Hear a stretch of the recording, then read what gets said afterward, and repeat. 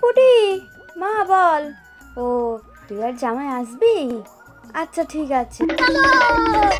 না, রান্নাঘরে গিয়ে দেখি বাবা কি মিষ্টি বানানো যায়। প্রথমেই ছানা থেকে জল ঝরিয়ে ভালো করে পিষে নেব যতক্ষণ না তার ফোঁটা বেরিয়ে আসে। তারপর তাতে গুঁড়ো দুধ দিয়ে আবারও হালকা করে মাখতে মাখতে মাখা হয়ে গেলে তারপর গোল গোল করে মায়ের চিনি চুরি করে যে জলটা ফুটিয়ে রেখেছিলাম তাতে ছেড়ে দেবো। নতুন মেয়ে জামাই আসবে, একটু মিষ্টি মুখ না করালে হয়? দেখি আবার তারা এসে পড়লো কি না, এখনো আসেনি। তারপর অল্প দুধ নিয়ে তাতে গুঁড়ো দুধ মিশিয়ে দুধটা ফুটিয়ে নেব। দুধ ফুটে গেলে এই মিষ্টিগুলো তাতে আবার দিয়ে একটু ফুটিয়ে নিলেই রেডি হয়ে যাবে আমাদের মিষ্টি। এর মাঝেই আবার কারেন্ট চলে গেছিল, তাই আমি এইভাবে সব কিছু করতে হলো। রান্নাটা শেষ হবার আগেই বাইরে প্রচণ্ড ঝড় বৃষ্টি শুরু হয়ে গিয়েছিল। দিদির মেয়ে জামাই আর আসতে পারলো না, সেই জন্য আমার রান্না আমি প্রথমেই চেখে দেখলাম, বাহ সেই স্বাদ।